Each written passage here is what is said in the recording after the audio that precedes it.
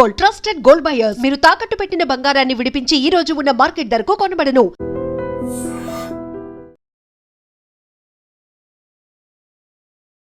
COVID-19 ఈ మాట వింటేనే మళ్ళా వారం 10 రోజుల నుంచి కూడా భయపడిపోయే పరిస్థితి వచ్చింది. యాక్చువల్లీ వారం కేసుల సంఖ్య విపరీతంగా పెరిగిపోతుంది. అట్లాగే కేంద్ర సర్కార్ కూడా అన్ని రాష్ట్ర ప్రభుత్వాలకి ఒక ఆదేశం అయితే జారీ చేసింది. మీరు అలర్ట్గా ఉండాలి, అట్లాగే హాస్పిటల్స్ని కూడా ప్రిపేర్ చేసుకొని ఉండండి. ఎందుకంటే ఇది డిఫరెంట్ వేరియంట్, అంత డేంజర్ కాకపోయినా సరే మరణాల సంఖ్య కొంత తక్కువ ఉండొచ్చు, కానీ స్ప్రెడింగ్ చాలా ఎక్కువగా ఉంటుంది. సో అప్రమత్తంగా ఉండాల్సిందే. అప్రమత్తతే శ్రీరామ రక్ష అనేటువంటి మాట చెప్పింది. అన్నీ కూడా ప్రభుత్వాలకి ఒక ఆదేశం అయితే జారీ చేసింది. అన్నిటికీ ప్రిపేర్ అయి ఉండండి అనేసి మాత్రం ఒక ప్రిపేర్డ్ అలర్ట్ అయితే మన రాష్ట్ర సర్కార్లకు అందినటువంటి పరిస్థితి. ఇప్పుడు దేశవ్యాప్తంగా మొన్నటి వరకు ఓవరాల్గా చూస్తే 257 కేసులు మాత్రమే ఉండే 2-3 రోజుల క్రితం. ఇప్పుడు మీరు చూడండి, భారీ వర్షాలు పడుతున్నాయి. అసలు అత్యంత దారుణమైన పరిస్థితి ఉంది. కేరళ, మహారాష్ట్ర ఇట్లాంటి ప్రాంతాల్లో, కర్ణాటక ఇట్లాంటి ప్రాంతాల్లో భారీ వర్షాలు పడుతున్నాయి. ఇంకా కూడా 2-3 రోజులు భారీ వర్షాలు పడే అవకాశం ఉంది. ఒకవైపు ఈ అలర్ట్ నడుస్తున్నటువంటి క్రమంలోనే ఇప్పుడు కేరళలో కోవిడ్-19 కేసుకి సంబంధించిన కేసెస్ ఎన్ని అంటే 430. మొన్నటి వరకు కేవలం 69, 70 అట్లా మాత్రమే ఉండే. ఇప్పుడు ఏకంగా ఎన్ని టైమ్స్ ఎక్కువైందో మీరు ఊహించుకోండి. 430 కేసులకు ఇప్పుడు కేరళ చేరింది. అట్లాగే మహారాష్ట్రలో 209, ఢిల్లీలో 104, గుజరాత్లో 83, తమిళనాడులో 69, కర్ణాటకలో 47, ఉత్తరప్రదేశ్లో 15, పశ్చిమ బెంగాల్లో 11 యాక్టివ్ కేసులు ఉన్నట్టు కేంద్ర సర్కార్ అధికారికంగా చెప్పినటువంటి లెక్క.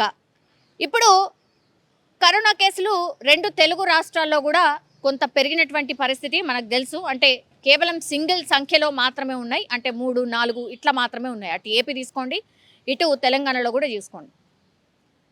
మరణాలు ఇప్పటి వరకు రిపోర్ట్ అయిన ఎంత అంటే 7 మాత్రమే కరోనా సోకి చనిపోయినట్టు కేంద్ర సర్కార్ అయితే అనౌన్స్ చేసినటువంటి పరిస్థితి కనిపిస్తోంది. అయితే ఇప్పుడు కరోనా వల్లనే చనిపోయినరా? ఇప్పుడు 7 ఎవరైతే చనిపోయినరో కరోనా వల్లే చనిపోయినరా, లేకపోతే ఇంకేమైనా కారణాలు ఉన్నాయా అనేది కూడా వాళ్ళ మీద ఇన్వెస్టిగేషన్ అయితే నడుస్తున్నటువంటి పరిస్థితి. ఇప్పుడు అతిపెద్ద చర్చ ఏంటంటే మన దేశంలో కేసులు పెరుగుతున్నాయి, కానీ మరణాల సంఖ్య చాలా చాలా తక్కువగా ఉంది.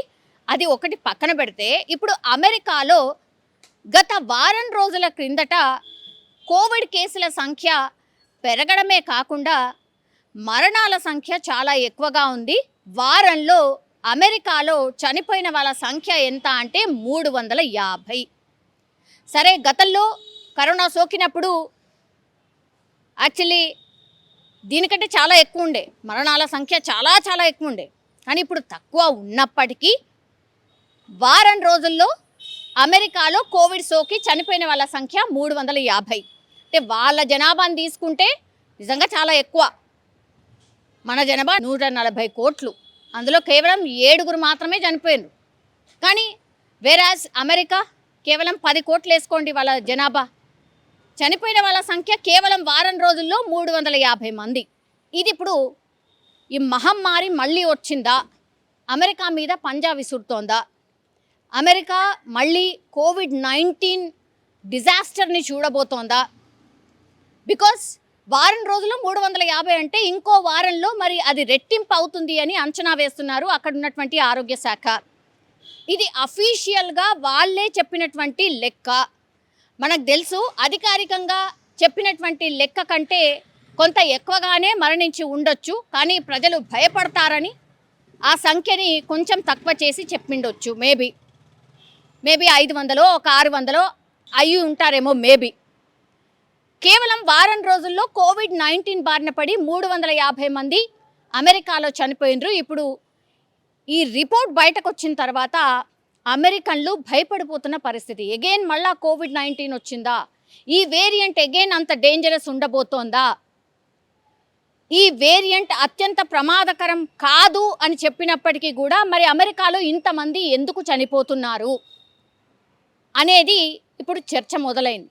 దానికి తగ్గట్టుగానే సర్కారు కూడా అడుగులు వేసినప్పటికీ కూడా ఇప్పుడు మరణాల సంఖ్యని కంట్రోల్ చేసే ప్రయత్నం ఒకటి, నియమ నిబంధనలు ఏమైనా పెడుతుందా, కఠినంగా ఏమన్నా నిబంధనలు పెట్టబోతోందా అమెరికా?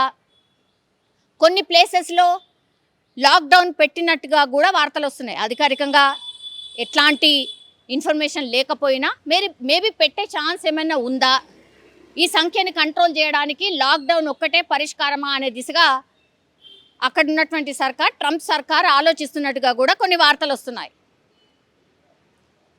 ఆ దిశగా మరి తీసుకుంటుందా అమెరికా స్టెప్ అనేది చూడాల్సిందే. ఒకటి అట్లాంటి ప్రయత్నం చేసినట్టుగా కూడా ఏడైతే వార్తలు అయితే వస్తలేవు, కానీ బట్ ఈ మహమ్మారి మాత్రం అమెరికాని భయపెడుతోంది అని మాత్రం స్పష్టంగా అర్థమవుతోంది. ఈ వేరియంట్ డేంజరస్సా కాదా అనేది ఇప్పుడు టెస్ట్ల ద్వారా కనుక్కునే ప్రయత్నం చేస్తోంది.